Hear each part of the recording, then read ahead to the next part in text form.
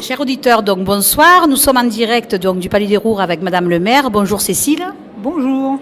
Donc de l'inauguration aujourd'hui suite aux travaux du Palais des Roures. Est-ce que tu peux nous en dire un petit peu quelles ont été les orientations, le nom de l'architecte qui a été fabuleux, qui nous a expliqué l'énorme travail qui a été fait.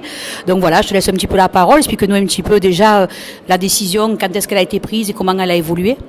En fait, c'est un chantier de rénovation qui a été conduit en 2 phases. Donc la première phase de 2013 à 2015 concernait plutôt les façades extérieures et il restait à intervenir sur toute la cour intérieure en fait qui est magnifique mais qui était on va dire très encrassée avec y compris des pierres qui étaient en train de s'abîmer et puis on avait aussi des problèmes d'infiltration au niveau du toit et donc l'idée de la deuxième phase de chantier qui a débuté au printemps 2016 et qui s'est terminée à l'été 2017 donc avec un chantier qui a duré près de 18 mois a consisté à reprendre justement à la fois les toits, évidemment la cour intérieure du Palais du Roure et on a aussi fait des travaux d'aménagement dans les espaces intérieurs, ce qui a permis aussi de pouvoir repositionner certaines œuvres des collections magnifiques qui sont ici au sein du Palais du Roure.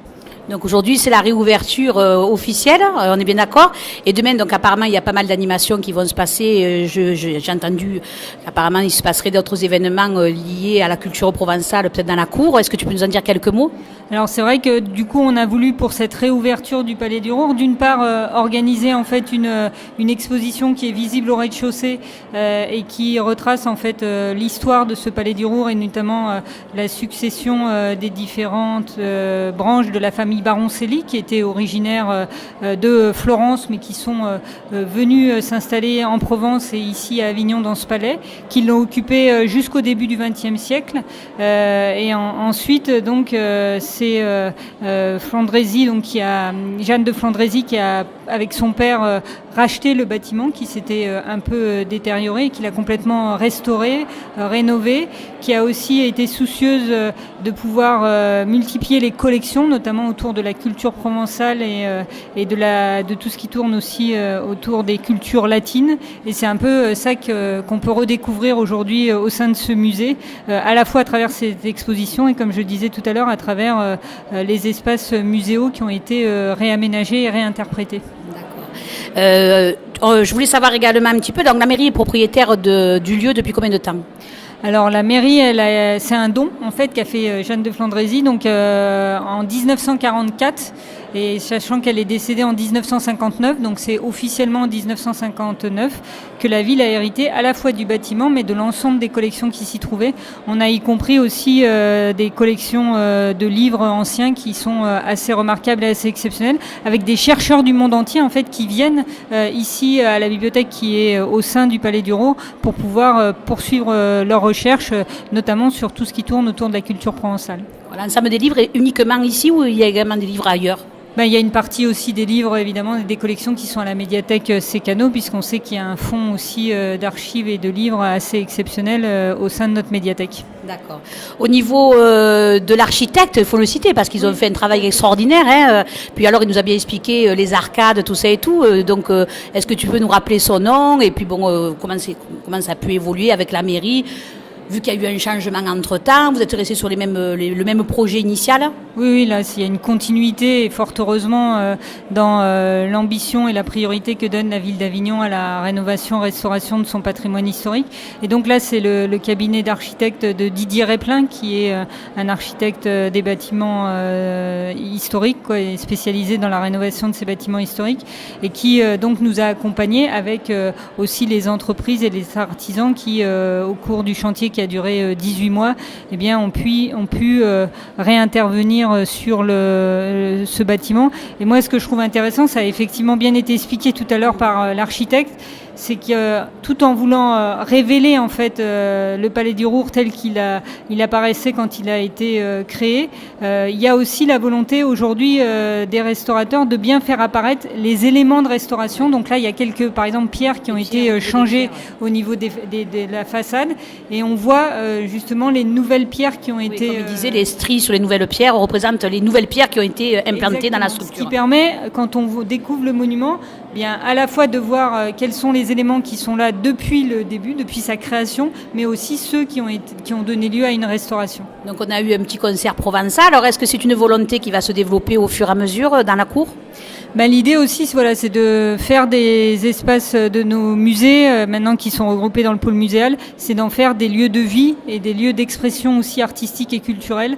Donc notamment quand il y a des événements comme ce soir, une inauguration, ou demain même au cours des journées européennes du patrimoine qui vont durer tout le week-end, c'est de pouvoir créer comme ça des petits événements effectivement, soit chorégraphiques, soit musicaux comme c'était le cas ce soir. Donc ça peut être sympa pour le festival, on ne sait jamais dans l'avenir. Exactement, oui, tout à fait. Et puis c'est le moyen de faire rencontrer le patrimoine et la culture, ce qui moi me semble particulièrement intéressant. Tout à fait, permet aux jeunes peut-être de plus s'intéresser à la culture provençale s'il y a un concert qui se passe à l'intérieur. Exactement, puis on a vu que c'était justement un groupe de jeunes qui étaient présents, qui sont des jeunes vauclusiens.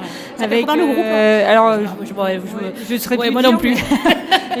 Non, un peu compliqué, pourtant. Deux jeunes originaires de Bédouin et un originaire d'Avignon, quoi. Donc voilà, mais en plus avec cette approche très vocale. Qu'on n'entend pas forcément quand on évoque la musique provençale, et donc j'ai trouvé que c'était une très belle interprétation. Alors tu as parlé tout à l'heure dans ton intervention de la rénovation, en fait, du réaménagement des jardins du Palais des Papes. Est-ce que c'est le même architecte qui va s'en occuper ? C'est un projet qui va grosso modo, c'est un projet qui va s'articuler pendant combien de temps ? Alors en fait, il va se faire en deux phases. Là, la première phase sur laquelle on va agir, c'est le jardin du Verger urbain 5, donc la partie basse en fait des jardin des Papes, mais ensuite on interviendra aussi sur la partie haute qui pour l'instant n'est pas accessible au public, mais dans cette partie haute on va vraiment restaurer et rendre au public en fait les jardins tels qu'ils existaient à l'époque des Papes, et donc dorénavant les visiteurs, à horizon 2 ans et demi, les visiteurs qui découvriront le Palais des Papes auront dans leur circuit de visite intégré la découverte de ces jardins des Papes. Donc là, en tout cas sur la partie basse, donc le jardin du Verger urbain 5, celui qui conduit à la manutention. Les travaux vont démarrer en octobre et on espère une livraison au printemps prochain. D'accord. Et sur les autres projets, comme par exemple la prison, puisque c'est quand même un lieu historique aussi de la ville, ça a bien avancé, je suppose ?